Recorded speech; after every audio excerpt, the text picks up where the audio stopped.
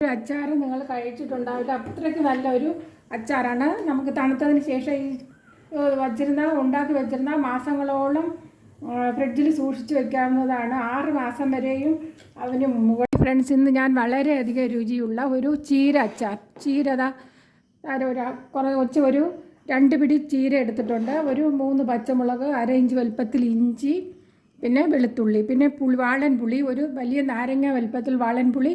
നമ്മൾ ഈ ചീരയൊക്കെ ഇതെല്ലാം അരിയുന്നതിന് മുമ്പ് എടുത്തിട്ടേക്കുക കുതിരാൻ വേണ്ടി. ആദ്യം നമുക്ക് ഒരു ഫ്രൈങ് പാൻ അടുപ്പിൽ വെച്ചിട്ട് ഒരു നല്ലെണ്ണ തന്നെ എടുക്കുക. നല്ലെണ്ണ ഒരു 2 ടേബിൾ സ്പൂൺ നല്ലെണ്ണ ഒഴിക്കുക.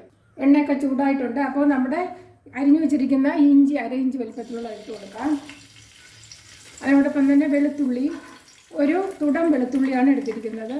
അതിനോടൊപ്പം പച്ചമുളകിൻ്റെ ഫ്ലേവർ ഇറങ്ങുന്നതിന് പച്ചമുളക് ഇട്ട് കൊടുത്തിട്ടുണ്ട്. 1 മിനിറ്റ് കഴിയുമ്പോൾ നമ്മുടെ ചീരയില ഇട്ട് കൊടുക്കാം.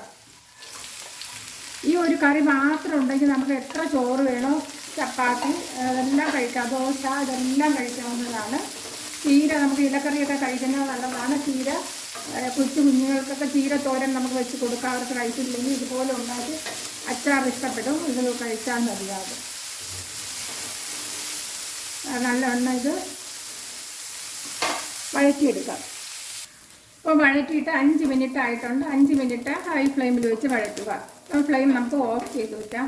ഇത് വേറൊരു പാത്രത്തിലോട്ട് തണുക്കാൻ വേണ്ടി വയ്ക്കാം.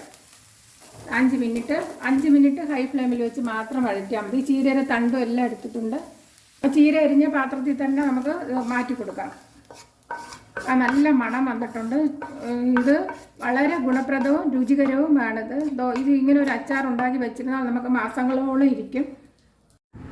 2 ടേബിൾ സ്പൂൺ നല്ലെണ്ണ ഒഴിക്കാം. ആദ്യം തന്നെ പാത്രം ചൂടാക്കുമ്പോഴേക്കും നല്ലെണ്ണ ഒഴിച്ചതിന് ശേഷം 1 ടീസ്പൂൺ കടുക് ഇട്ട് കൊടുക്കുക. 1 ടീസ്പൂൺ 2 വറ്റൽമുളകും കൂടി ഇട്ട് കൊടുക്കാം. കടുക് പൊട്ടുമ്പോഴേക്കും പിന്നെ 3/4 ടേബിൾ സ്പൂൺ കായം ഇട്ട് കൊടുക്കാം. അതുപോലെ 3/4 ടേബിൾ സ്പൂൺ ഉലുവപ്പൊടിയും കൂടി ഇടാം. കായം ആദ്യം ഒന്ന് ചൂടായതിന് ശേഷം ഉലുവപ്പൊടി ഇട്ട് കൊടുക്കാവുന്നതാണ്. ഉലുവ പൊടിച്ചതാണിത്. പച്ച ഉലുവ പൊടിച്ചതില്ലെങ്കിൽ, വറുത്ത ഉലുവ ഇല്ലെങ്കിൽ മുഴുവനോടെ ഇട്ട് കൊടുക്കാവുന്നതാണ്. അത് മൂപ്പിച്ചാലും മതി, ഉലുവപ്പൊടി ഇല്ലെങ്കിൽ. അത് കഴിഞ്ഞിട്ട് red chilli powder 1.5 table spoon. അത് ഇത് കാണിക്കാൻ വിട്ടുപോയി ഇടുന്നത്. 1.5 ടേബിൾ സ്പൂൺ റെഡ് ചില്ലി, എരിവില്ലാത്ത മുളകാണിത്. അത് കാരണം 1.5 ടേബിൾ സ്പൂണാണ് ഇട്ടിരിക്കുന്നത്. നല്ലവണ്ണം മൂപ്പിക്കുക. പിന്നെ കിടക്കട്ടെ. ഒരു മിക്സിയുടെ ജാർ എടുത്തിട്ട്, അപ്പോൾ ഇത് ചീരയൊക്കെ തണുത്തിട്ടുണ്ട്. അപ്പോൾ നമുക്ക് മിക്സിയുടെ ജാറിലോട്ട് ഇട്ട് കൊടുക്കാം. മുഴുവൻ ഇട്ടിട്ട് നമുക്ക് അരച്ചിട്ട് വരാം. നമുക്ക് കുറേ അരയ്ക്കാൻ വേണ്ടി ഇട്ടിട്ടുണ്ട്. അപ്പോൾ അരയ്ക്കാൻ വേണ്ടി ശകലം വെള്ളം, നല്ലവണ്ണം അരയ്ക്കണം. മഷി പോലെ അരയ്ക്കേണ്ട, എന്നാലും നല്ലവണ്ണം അരയ്ക്കുക. ഇതേപോലെ അരച്ചെടുക്കാം. അപ്പോൾ നമ്മുടെ അരപ്പ് ഫ്ലെയിമൊക്കെ ഓഫ് ചെയ്താണ് വെച്ചിരിക്കുന്നത്. കണ്ടോ, ഫ്ലെയിം ഓഫ് ചെയ്താണ് വെച്ചിരിക്കുന്നത്.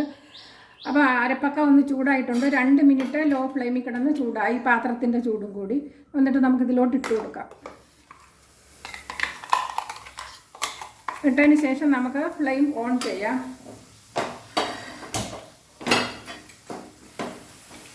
നല്ല മണം വന്നിട്ടുണ്ട്. ഇനി നമുക്ക് ഉപ്പിടാം. ഉപ്പിട്ടില്ല.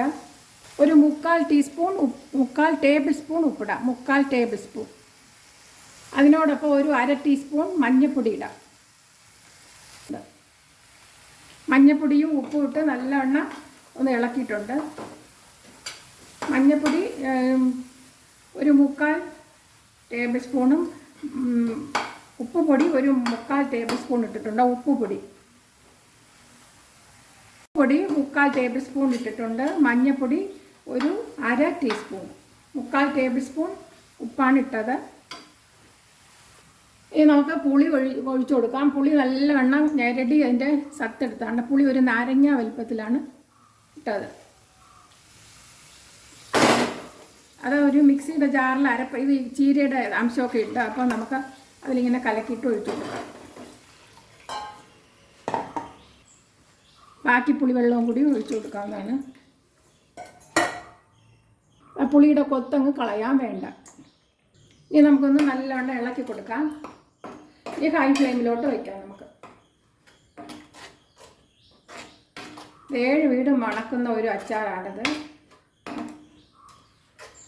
ഫ്രിഡ്ജിൽ ഇരുന്നാൽ നമുക്ക് മാസങ്ങളോളം ഇരിക്കാൻ പറ്റുന്നതാണ്.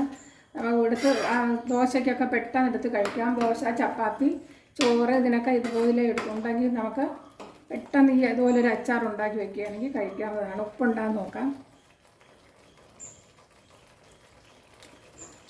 3/4 ടേബിൾ സ്പൂണാണ് ഉപ്പിട്ടത്. ഇനി കുറച്ച് ശർക്കര, ഒരു 1.5 ടേബിൾ സ്പൂൺ ശർക്കരയും കൂടി ഇട്ട് കൊടുക്കുക.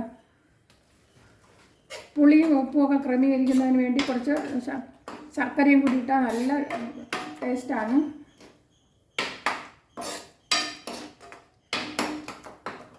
അതൊന്ന് തിളപ്പിച്ചാൽ മതിയാകും. ഇനി തിളച്ച് കഴിഞ്ഞിട്ടുണ്ട്. ഇനി നമുക്ക് ഫ്ലെയിം ഓഫ് ചെയ്യാം. ഒരു 2 മിനിറ്റ് തിളച്ചതിന് ശേഷം നമുക്ക് ഫ്ലെയിം ഓഫ് ചെയ്യാം. അതായത് പോലെ ഇരിക്കും. ഇരിക്കും തോറും നല്ല ടേസ്റ്റായ അച്ചാറാണിത്. കണ്ടോ? തണുത്തതിന് ശേഷം നമുക്ക് ഗ്ലാസ് ബോട്ടിലിൽ സൂക്ഷിച്ച് വയ്ക്കാവുന്നതാണ്. ഇത് ഇരുന്നാലേ നല്ല ടേസ്റ്റ് വരത്തുള്ളൂ. ഇരിക്കും തോറും നല്ല ടേസ്റ്റാണ്. രുചി ഊറി അങ്ങ് വരും. ഇനി അടുത്തൊരു വീഡിയോയുമായി കാണാം. എൻ്റെ ഈ ചാനൽ ഇഷ്ടപ്പെടുകയാണെങ്കിൽ സബ്സ്ക്രൈബ് ചെയ്യുക. സബ്സ്ക്രൈബ് ചെയ്യാത്തവർ ലൈക്ക് ചെയ്യുക, കമൻറ്റ് ചെയ്യുക. എല്ലാവരും സപ്പോർട്ടും ആവശ്യമാണ്. ബൈ.